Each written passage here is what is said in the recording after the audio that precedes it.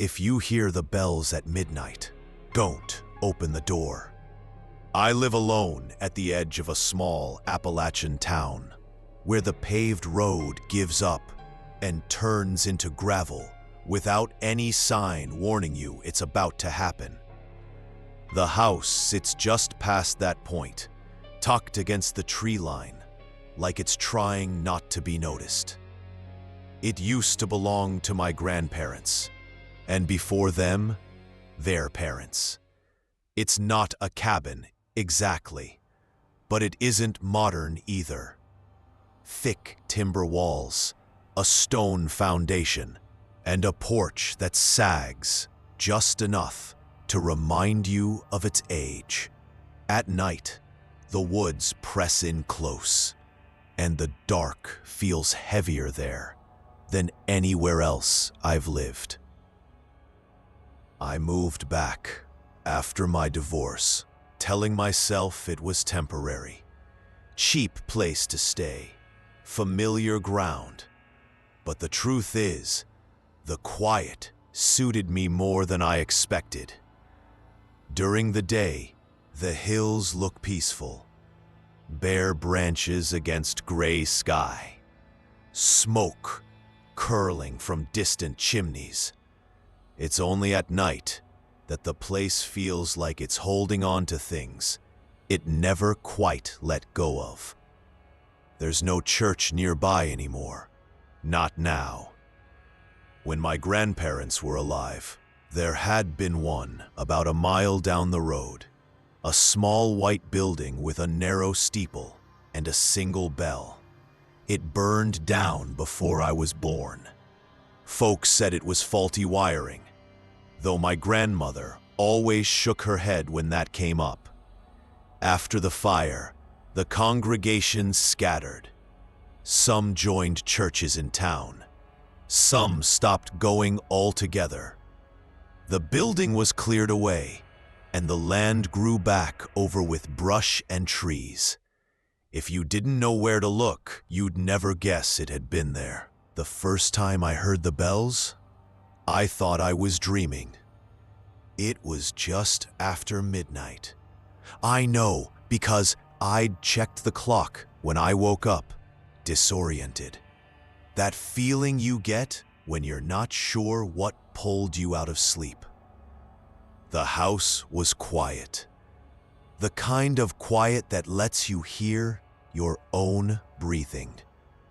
Then the sound drifted in, soft at first.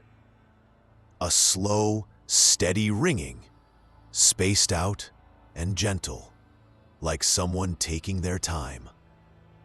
I lay there, staring at the ceiling, waiting for it to stop.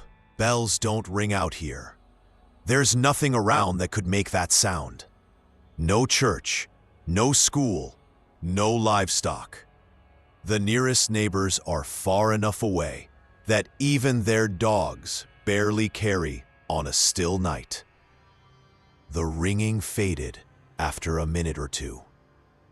I told myself it had been a dream and rolled over, forcing my eyes closed. Sleep didn't come easy after that. The next night, it happened again. This time, I was awake. I'd been reading on the couch, a blanket pulled up around my shoulders. When the sound started, it raised the hair on my arms immediately. There was no mistaking it. Bells. Clearer than before.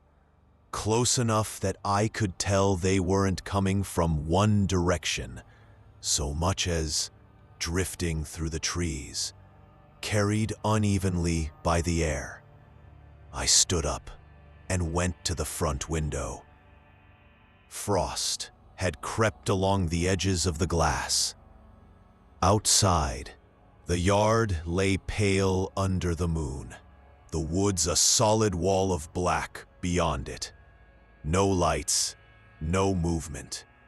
The bells kept ringing, unhurried, almost patient. I didn't open the door. I don't know why.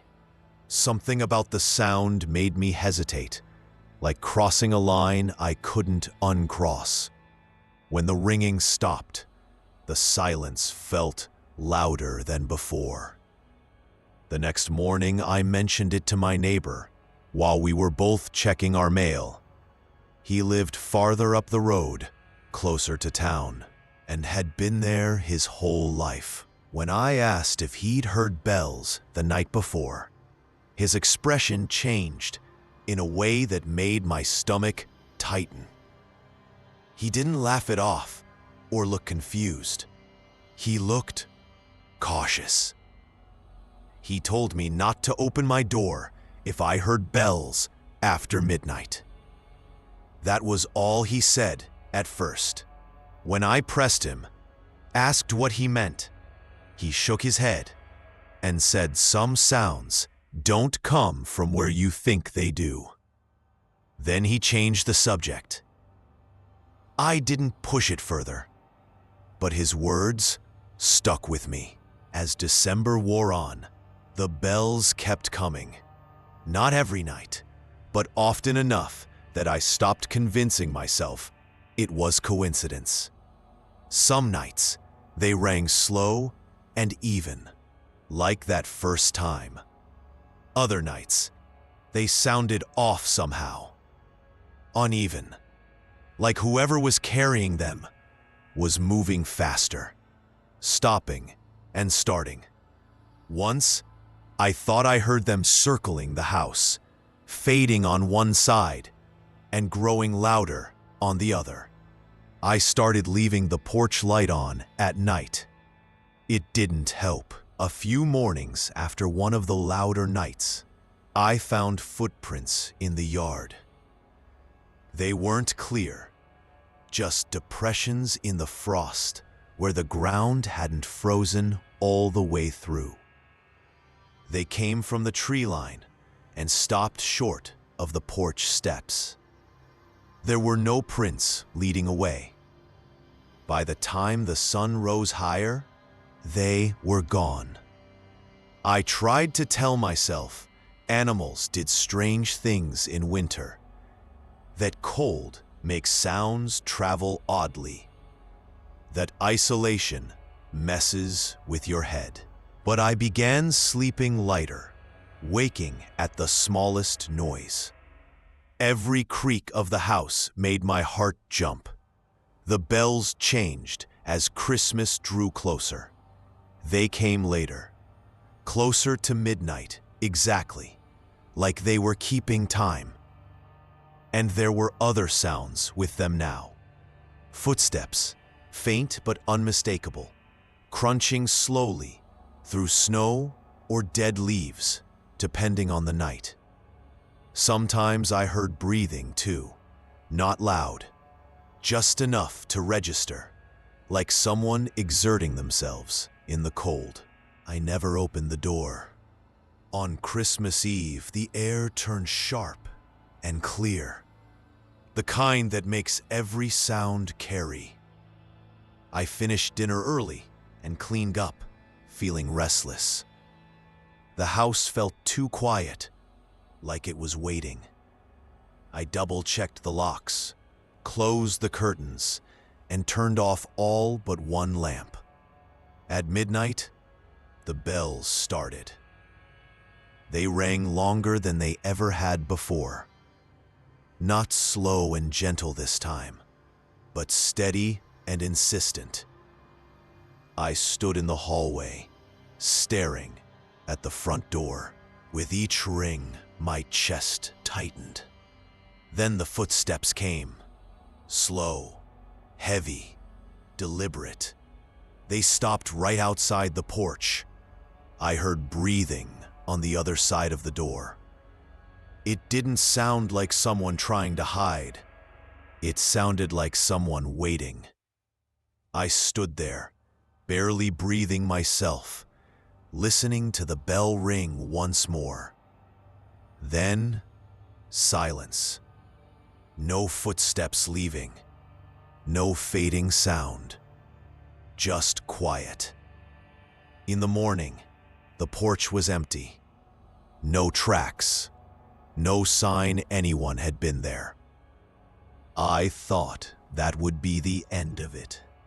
Christmas passed. The days started stretching out again. The bells stopped. Until the next year, they came back the same way. Midnight, winter, bells where there shouldn't be any. By then, I'd done some asking around, carefully. Most folks didn't want to talk about it. One old woman in town told me her father used to say the church bell never really stopped ringing, even after the building burned. That sometimes, when the ground was cold and the nights were long, you could hear it if you were in the right place. Another man told me there used to be people who lived out in the hills year-round.